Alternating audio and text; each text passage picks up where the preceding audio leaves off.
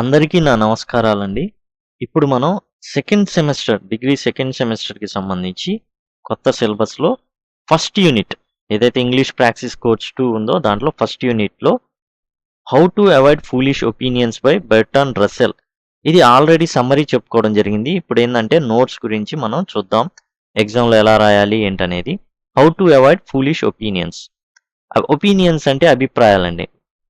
Foolish అంటేనేమో మూర్ఖపు అభిప్రాయాలు లేదా తప్పుడు అభిప్రాయాలని వస్తాయి.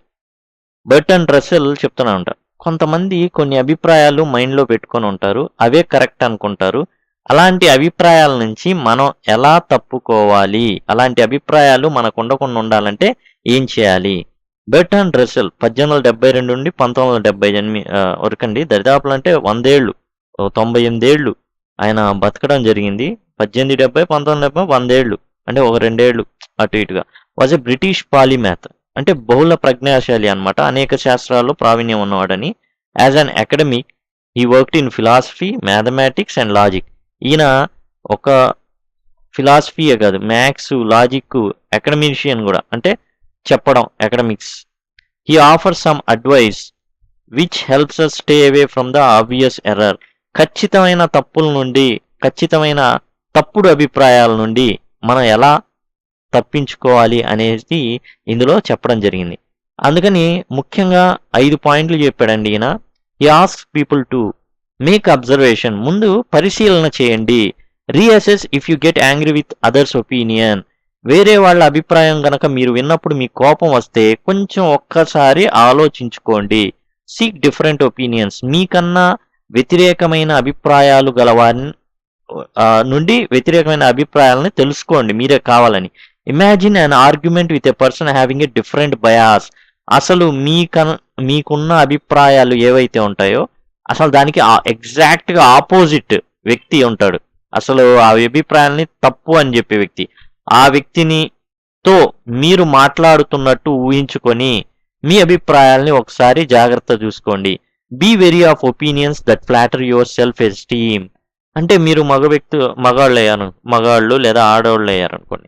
మీ యొక్క ఇప్పుడు మగాళ్ళు గ్రేట్ అనగానే మగాళ్ళంతా హ్యాపీగా ఫీల్. అలాంటి ఏంటంటే సెల్ఫ్ ఎస్టీమ్ని ఫ్లాటర్ చేసే ఒపీనియన్స్, అభిప్రాయాలు ఏమవుతాయో వాటిని ఒకసారి పునఃపరిశీలన చేసుకోవాలి అనేసి చెప్తున్నాను. ఈ 5 యాక్చువల్గా ఇంపార్టెంట్. ఇవే మనం సబ్ హెడ్డింగ్స్ కింద డిస్కస్ చేసాం. అయితే ఇక్కడ గమనించాల్సింది ఏంటంటే మీరు ఇవి గుర్తుంచుకోవడానికి వాడుకోండి. మామూలుగా ఇట్లానే రాసేయండి. ఇవి లేకుండా సబ్ హెడ్డింగ్స్ లేకుండానే రాసేస్తే కొంత better. Aristotle first, if the matter can be settled by observation make the observation your self. ఏదైనా ఒక విషయం పరిశీలన ద్వారా గనక మనకి తెలిసిపోతే పరిశీలన చేయండి. Aristotle thought that women have fewer teeth than men. Aristotle ఏమనుకునేవాడంటే ఆడవాళ్ళకి తక్కువ పళ్ళు, మగవాళ్ళకి ఎక్కువ పళ్ళు ఉంటాయి. పన్నండి, పళ్ళు అంటే యాపిల్ అవి కావు, పళ్ళు మనకుంటే నోట్లో పళ్ళు అనమాట. He should have asked Mrs Aristotle keep her mouth open and counted. సింపుల్గా అరిస్టాటిల్ ఏమని భావించాడంటే ఆయన రాశాడనమాట, ఆడవాళ్ళకి తక్కువ పళ్ళు ఉంటాయి, మగవాళ్ళకి ఎక్కువ పళ్ళు ఉంటాయి, ఎందుకంటే నేను మగవాడిని కాబట్టి అనేది ఆయన అభిప్రాయం.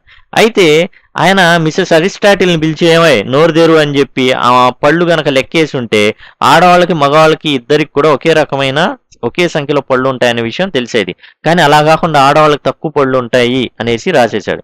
He did not do so because he thought he knew. ఎందుకు చేయలేదు అలా మిసెస్ అరిస్టాటిల్ని పిలిచి కౌంట్ ఎందుకు చేయాలా? ఎందుకంటే ఆయన తెలుసు అనుకున్నాడు. I believe my self that hedgehogs eat black beetles. ఇక్కడ రచయిత అంటే బెర్ట్రాండ్ రస్సెల్ ఏమంటున్నాడంటే ముళ్ళ పందులు నల్లటి పురుగులు తింటాయని నేను అనుకునేవాడిని. But if I were writing a book on the habits of hedgehogs I should not commit myself until I had seen one enjoying this unappetising diet. అంటే ఏంటంటే అనుకుంటే కుదరదు, నేను ఒకసారి వెళ్ళి పరిశీలన చేసుకోవాలి. నిజంగానే ఆ ముళ్ళ పందులు అనేవి ఆ పేడ పురుగులు లాంటివి ఉంటాయి, నల్లటి పురుగులు, అలాంటివి తింటున్నాయా లేదా అని చూసుకొని చెక్ చేసుకొని అప్పుడు రాయాలి బుక్. అంతేగాని ఓరక నాకు తెలుసు అని నేను అనుకోకూడదు. If contrary opinion makes you angry you have to rethink. మీకు గనక ఎవరైనా మీ అభిప్రాయానికి వ్యతిరేకంగా ఏదైనా అభిప్రాయం తెలియజేసినప్పుడు మీకు కోపం వచ్చిందంటే ఖచ్చితంగా మిమ్మల్ని మీరే పరిశీలన చేసుకోవాలి. If someone says that 2 and 2 are 5 or that Iceland is on equator you feel pity rather than anger.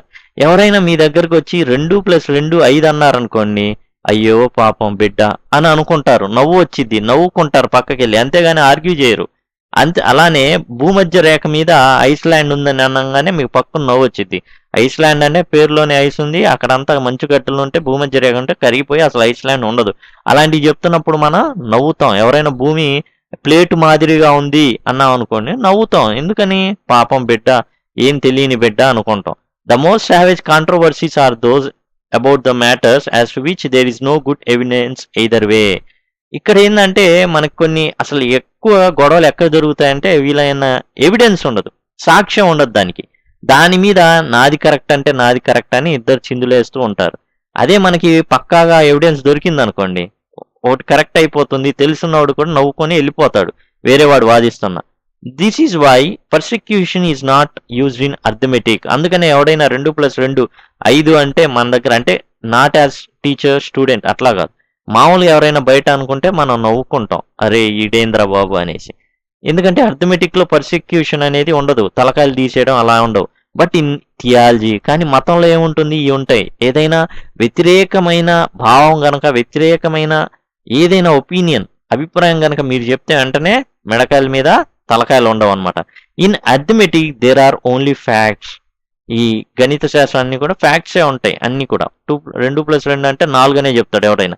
కానీ థియాలజీ ఈజ్ ఒపీనియన్. కానీ మతపరమైన పుస్తకాలు ఏవైతే ఉంటాయో అవన్నీ కూడా అభిప్రాయాలే, కాబట్టి ఒకళ్ళకి పడకపోవచ్చు. Make yourself aware of opinions other than your own. ఏం చెప్తున్నానంటే మీ అభిప్రాయాలే కాకుండా వేరే వాళ్ళ అభిప్రాయాలు కూడా తెలుసుకోండి. దానికి ఏం చెప్తున్నానంటే meet people with whom you disagree. వెళ్ళి మీకు వ్యతిరేకమైన అభిప్రాయాలు ఎవరైతే కలిగి ఉన్నారో వాళ్ళతో కూర్చొని మాట్లాడండి. Read A news paper belonging to opposite party. ఎవరైతే వైరి పక్షం లేకపోతే ప్రతిపక్షం ఉందో వాళ్ళ న్యూస్ పేపర్లు చదవండి. మీకు ఒక ఒపీనియన్ ఉంటుంది, ఈ పార్టీ బాగుంది ఆ పార్టీ బాగుందని. ప్రతిపక్ష పార్టీ యొక్క పేపర్ కూడా చదవండి. అప్పుడు చదివి ఏం చేయాలి, తెలుసుకోవాలి. అప్పుడు మీకు క్లారిటీ వస్తుంది. అలా ఫూలిష్ ఒపీనియన్స్ అనేవి మీరు కలిగి ఉండరు అని చెప్పడం అనేది ఉద్దేశం. Barnard Russell. Imagine an argument with a person having a different bias. అసలు టోటల్ అవుట్లుక్కే కంప్లీట్ గా ఇది తప్పు అని చెప్పే వ్యక్తి ఉంటారు, ఎవరో చాలా అరుదుగా దొరుకుతూ ఉంటారు. అలాంటి వ్యక్తితో మీరు వెళ్ళి ఏమీ ఆర్గ్యూ చేయలేరు. కాబట్టి ఇమాజిన్ చేసుకోండి, ఆ పర్సన్ తో మీరు కూర్చొని మాట్లాడినట్టుగా ఇమాజిన్ చేసుకోండి. ఇదేం పెద్ద విషయం కాదు. మనకు బైక్ కావాలి, మన తండ్రి దగ్గర, మన అమ్మా నాన్న దగ్గరికి వెళ్ళి బైక్ కావాలి అంటే వాళ్ళు ఏ ఆన్సర్ చెప్తారు, దానికి మళ్ళీ ప్రతి ఆన్సర్ ఏం చెప్పాలి, ఇలా ఊహించుకుంటాం చూసా. అది కూడా ఇలానే. Mahatma Gandhi deplores railways and steamboats and machinery. He would like to undo the whole of the industrial revolution. You may never have an opportunity of actually meeting anyone who holds his opinion, because in Western countries most people take the advantage of modern technique for granted. ఇప్పుడు మహాత్మా గాంధీ గారు యాక్చువల్గా British అంతా కూడా industrialisation వ్యాప్తి చెందిస్తున్నప్పుడు ఆయన oppose చేశాడు. మీరు ఈ రైల్వేస్ ని తీసేయండి, స్టీమ్ బోట్స్ ని తీసేయండి, ఈ మిషనరీని తీసేయండి అని చెప్పేసి ఆయన తన అభిప్రాయాన్ని తెలియజేశాడు అనమాట. అసలు ఇలాంటి అభిప్రాయం అనేది ఎవరు కలిగి ఉండరు. అసలు అందరూ కూడా ఇండస్ట్రియలైజేషన్ ని, ప్రైవేటైజేషన్ ని అందరూ ఓకే అంటున్నారు. కానీ గాంధీ గారు ఒక్కరే అపోజ్ చేశారు. దానికి గల కారణం అవుతుంది ఏంటంటే భారతదేశంలో ఎక్కువ మంది జనాలు ఉండడం వల్ల మెషినరీ, ఒక మెషిన్ తీసుకొస్తే 10-15 మంది జాబ్స్ వెళ్ళిపోతుంటాయి. అందుకని ఆయన అపోజ్ చేశారు. కాబట్టి అలాంటి వ్యక్తి ముందు కూర్చున్నట్లు మీరు భావించి, అలాంటి మహానుభావులు దొరకరు కదా. లేకపోతే ఇమాజినరీ ఎక్కడో ఉన్నారు, లేకపోతే చనిపోయారు, లేరు భూమండలం మీద. అలాంటప్పుడు మీరు ఇమాజిన్ చేసుకోవచ్చు, వాళ్ళ ఐడియాస్ ని కూడా గ్రాస్ప్ చేసుకోవచ్చు. You can imagine an argument and can become less dogmatic. కాబట్టి వాళ్ళతో గనక ఖచ్చితంగా మనం ఆర్గ్యూ చేస్తే మనకి కొంత మనం అనుకునే దాని మీద కన్నా కొంత మనం మెరుగవుతాం. అంత కరుడుగట్టిన నిరంకుశవాదిగా కాకుండా కొంత ఫ్లెక్సిబుల్ గా వినగలుగుతాం ఇతరుల యొక్క ఒపీనియన్స్ ని కూడా. కాదు ఇదే పక్క అంటే కుదరదు. Be very of opinions that flatter your self esteem. 9 out of 10 men think they are superior. మీరు వెళ్ళి 10 మందిని ఇంటర్వ్యూ చేస్తే మగాళ్ళు గొప్పవాళ్ళ కాదా అంటే 9 మంది మగాళ్ళు గొప్పవాళ్ళనే ఒప్పుకుంటారు.